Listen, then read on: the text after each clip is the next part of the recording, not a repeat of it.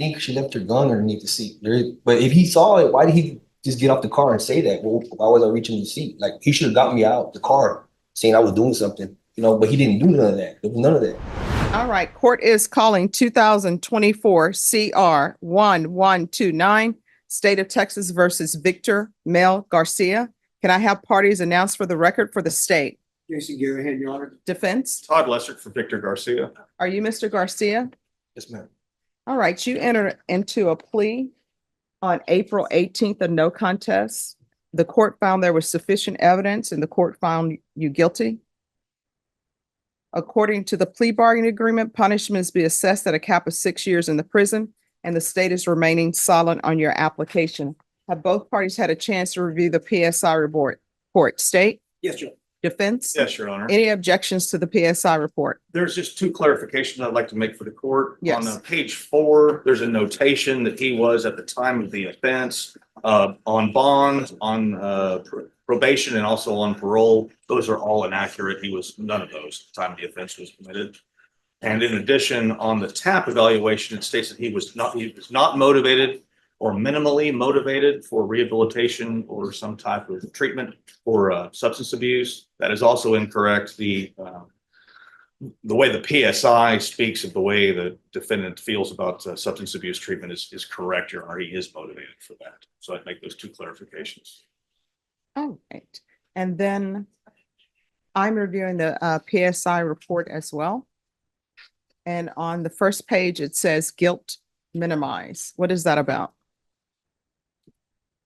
Judge, he absolutely is acknowledging his guilt, so I don't know if we're in agreement with that as well, but Okay. I'll let my client speak to that. All particular right. element. Do you have any witnesses? Just my client. His wife's here today, but I don't feel that she'd be able to add anything to the mix for you, Your Honor. All right. Can you raise your right hand? Do you solemnly swear or affirm the testimony you give will be the truth and nothing but the truth, so help you God? Yes, ma'am. All right. You can lower your hand, state your name for the record. Victor Garcia. All right. Make sure you keep your voice up so the court reporter can hear. And to the attorneys who are behind the court reporter, excuse me, counsels, if you all could move down to the other end. Yes. All right. Defense, you may proceed. Thank you, Your Honor. Mr. Garcia has just started a new job with a drilling company and is currently still operating his own tree trimming business that he started last year. His son has just started college. He's been trying to walk the line as best he can after having been in trouble with the law some time ago. He has a very good relationship with both his family and his work and the community. And we're asking the court to please grant his application for probation. I do know that he would like to say a few words to the court as well. All right. Do you have questions for your client? I do, Your Honor. All right. You may proceed. Mr. Garcia, are you asking this court to grant you probation? Yes, sir. And why do you feel that you're a good candidate for probation? Because for my kids and I'm no longer that person that I was back then. I've been doing my best to stay in line. I've been doing everything the right way, and I just one new yeah.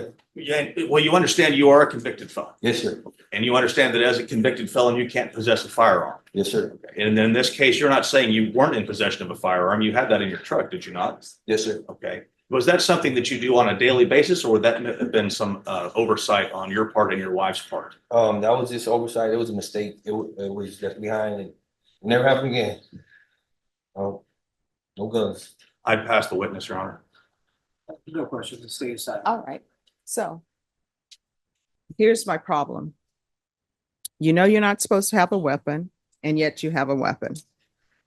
In the stipulations that was agreed to, he made it seem as though he was unaware there was a weapon in the seat. That's just according to what's in the stipulations, not what he's saying. And then he does admit in the stipulations, the police report, oh, well, I had marijuana and I was trying to hide that. And he shouldn't have been doing that either. And so my concern is that I don't know if you've learned anything. And this is why I say that. You have a criminal trespass case.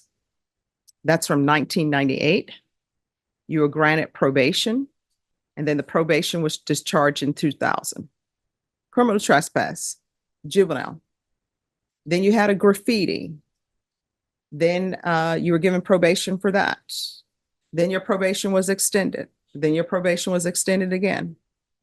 And all of these child in need of supervision, that tells me that your parents are probably not active. Or maybe you just don't want to be in school. But when we come to his adult record, this is the adult record. 2004 theft, $50 to $500. You were given deferred adjudication. That deferred adjudication was revoked and you were sentenced to 30 days.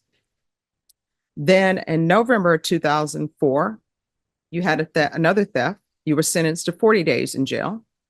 Then in 2005, you had a possession of marijuana. You were sentenced to 15 days in jail. Then in 2020, you had a possession of marijuana. It was dismissed in the interest of justice. So those are all your misdemeanors. And it appeared that you didn't learn anything from being on deferred, because then the felony, we have possession of controlled substance less than a gram. You were given 3 years deferred adjudication. It was revoked and they sentenced you to 2 years in the state jail facility. And at that time, it shows that you had motions to revoke where they continued you, tried to address the drug issues. Then in 2011, you had possession with intent to deliver a controlled substance and you were sentenced to 5 years in prison. And those were 3 cases with possession with intent to deliver. And I think they all ran concurrently. Then in 2014, you're released from prison and you have another possession, 4 to 200 grams case, and you were sentenced to 6 years prison for that. And so you're habitual. And I know the state waived the habitual allegations, but I just don't see why he's a good candidate. Judge, if I may, those. Then we have the gang membership that's happening here. So if you want to address those and why the court should take a chance on him, I'm all ears and I'm still keeping an open mind, but I'm telling you what my concerns are. And I want to see how those concerns can be alleviated, because it appears that he's just continuing to pick up cases. Mr. Garcia, are you still a gang member? No, Your Honor. No, sir. So you're no longer affiliated with the gang that you joined in prison, correct? No, I got out right before I got out the gang before I got out of prison. I actually got out, and there's a way you get in, there's a way you get out, Judge. And before I got out, I became, that's why I gave the lady my certificates and all that when I was in prison. I didn't just do nothing in there. You know, I got my GED, I got vocational stuff. I went to church. I give my life to God in there, and that's right where I'm at now. That's why I'm still out. And I got no. But so traffic here's my tickets. thing. No You're tra- telling nothing. me you gave your life to God while you're in prison. You got out of the gang while you're in prison. And yet we're here for a criminal charge, because obviously that didn't take. The criminal charge is a felon possessing a weapon, not allowed. And then the use of marijuana. Well, I'm not perfect, Judge. And it was wrong what they said, because I told them I think the gun is in there, because we went to the ranch and we had the gun. She has her gun, my wife, and she's back there, and it was her gun. She left it underneath her seat where she sits there.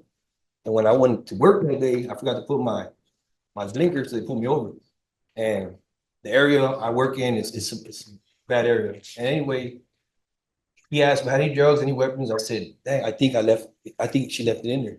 It's in there at the gun. And that's where they found it. Mr. Garcia, are you motivated to have treatment for substance abuse? Do you acknowledge you have a substance abuse problem? Yes, sir. Okay. And you've been arrested and gotten in trouble with drugs for a lot of times, haven't you? Yes, sir. In fact, the majority of your offenses that the judge just read off are drug offenses, aren't they? Yes, sir. So, do you feel that if this judge is gracious enough to grant you probation, you're going to be able to fulfill this court's wishes? Yeah, yes, sir. Because back then I didn't have no like I was still dumb and doing dumb things. My kids weren't. I got a son that's just going to college. You know, just signed him up yesterday, SAC. And I got another son. He wants to be an officer. I got my daughter. You know, it's back then it was different. You know, it was. I was. You know, I'm making fast money, stuff like that. But So you're saying you have a change of motivation? Yes, yes, sir. Yes, sir. 100%. And I have people that could vouch for that. Your Honor, I do. All right. Do y'all remember what the police report says? I didn't even go. All right, this is what the police report says. They were pulling you over because they had complaints of prostitution and drug activity in that area. And they said you had an expired registration sticker on the front windshield. So they said the vehicle was now heading south. I was able to get behind the vehicle at the 1400 block of Roosevelt Avenue and initiated my overhead emergency lights to have the listed vehicle veer over for a traffic stop. The driver, that's you, of the vehicle, motioned with his left arm out the window, indicating that he was going to pull over left at the next traffic light. However, I observed the driver hunched over forward as if he were either reaching for something or hiding something either under the center console or under the seat. Vehicle finally comes to a stop. And then they say, this officer said he told the officer, use caution because of your suspicious movements in the vehicle. The officer makes contact with you at the right passenger window. And the officer told you why, the reason for the traffic stop, and asked why you were moving so much in the vehicle before coming to a complete stop. They're saying you told Rodriguez that you were hiding a marijuana joint underneath the center part of the bench seat. Officer instructed you to speak with him as he stood by the driver's door. Officer motioned for you to exit the vehicle, and you exit the vehicle without hesitation.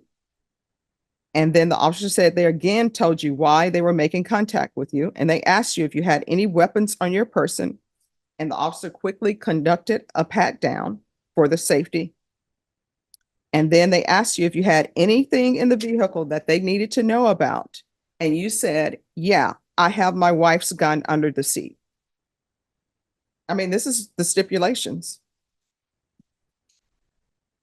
They have And body that's where the cams. gun was recovered, underneath the seat. Mm. Anyone want to address these? Well, Your Honor, if I may, Yes. Mr. Garcia, did you tell the truth to the officer about whether or not you were doing something underneath the seat regarding the marijuana cigarette? No, I told him the truth that I was hiding I had a roach. It was in my ashtray and I was trying to close the thing. I went like that and I closed it in the console so he wouldn't see it. I'm guilty. And you also admitted that you had your wife's pistol in the truck, didn't you? Yes, I didn't remember. I wasn't really. I think she left her gun underneath the seat. But if he saw it, why did he just get off the car and say that? Well, why was I reaching the seat? Like he should have got me out the car, saying I was doing something, you know. But he didn't do none of that. There was none of that. I told him that my wife, and she even called him on the phone. She was gonna go pick up the gun in the truck, and they still took me. He called my wife. He let her know I was going to jail.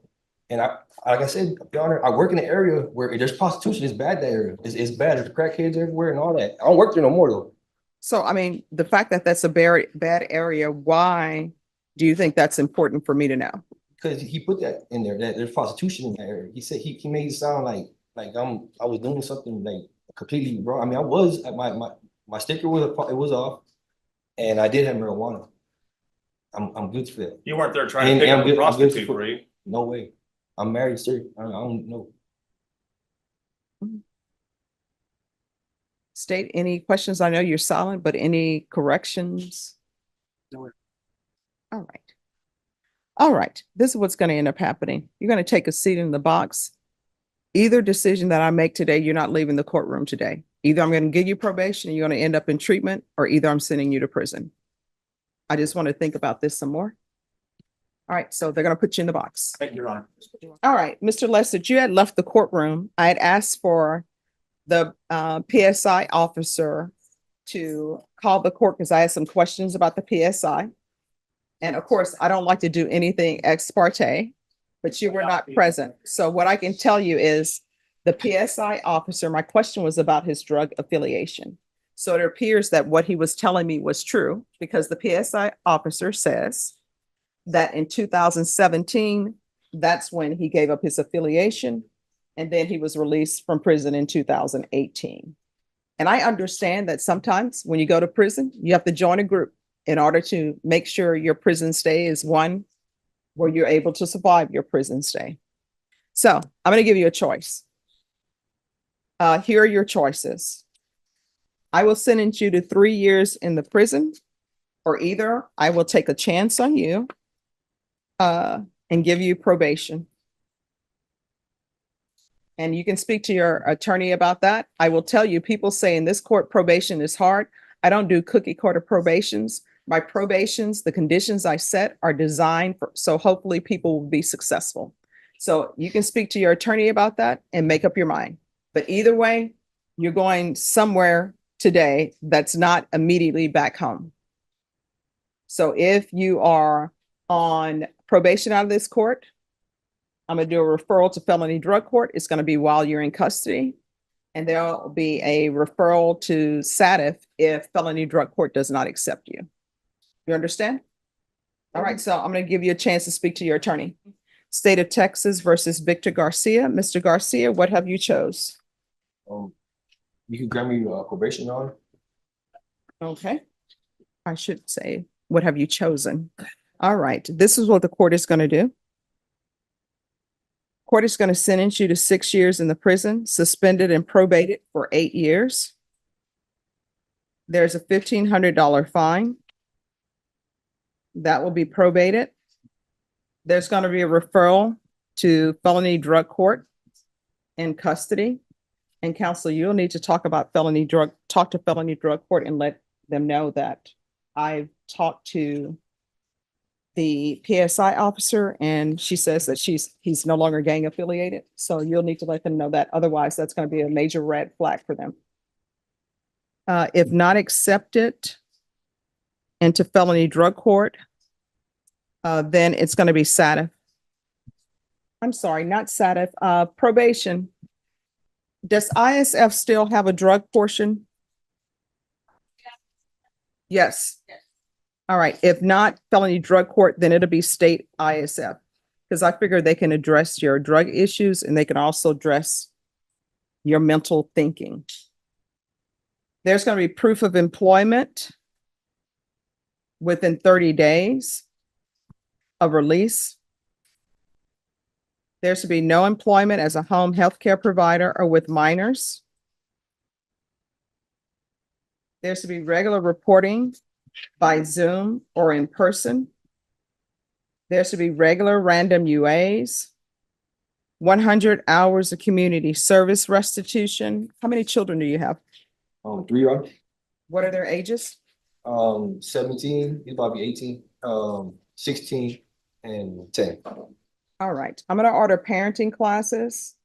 Once he completes parenting classes, the community service hours will be deemed satisfied. And I'm going to order the MRT. And I'm going to want field visits 1 time per month until further notice. Probation, is there anything else he needs? Is there anything else you need from the court to be successful? No, ma'am. May it please the court. Yes. I did want to just point out that Mr. Garcia had has just started a new job with Cato Drilling 2 weeks ago. And I just didn't know what the turnaround might be for felony drug court. I don't want him Felony to- drug court is, they'll be able to see him for the referral next week and let him know if they accept him next week. Okay. Yeah, but I mean, you're gonna have to go over there and make sure that you talk to them, because again, his history will give people red flags. All right, did you review the document entitled Trial Court Certification of Defendant's Rights to Appeal with your attorney? Did you understand it and did you sign it? Yes, ma'am. Because this is a plea bargain agreement, because I followed your plea bargain agreement, and because you waive your right to appeal, you do not have the court's permission to appeal.